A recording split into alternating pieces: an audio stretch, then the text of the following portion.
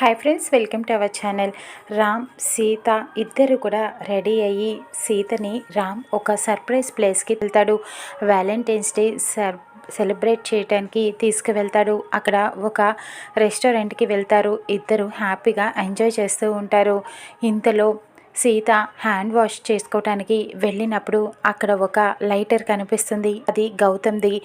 మహాలక్ష్మి ఇంట్లో మర్చిపోయాడు కదా గౌతమ్, అదే దాన్ని గుర్తు చేసుకుంటూ ఉంటుంది. మా ఇంట్లోకి వచ్చిన దొంగ ఇతనే కదా, ఇది ఎవరిదో తెలుసుకుంటే అతను ఎవరో మనకి అర్థమైపోతుంది, మహాలక్ష్మి అత్తయ్యకు తనకు ఉన్న సంబంధం తెలిసిపోతుంది అంటూ అక్కడ మైక్లో అందరికీ అనౌన్స్ చేస్తూ ఉంటుంది.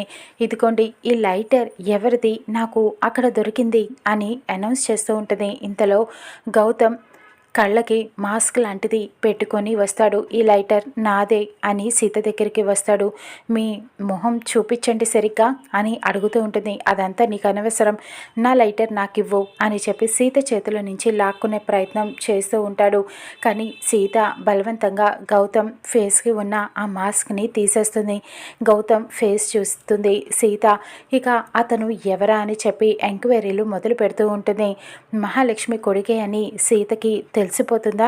చూద్దాం ఇక కథ ఎటువైపు మలుపు తిరగబోతుందో రానున్న ఎపిసోడ్లో.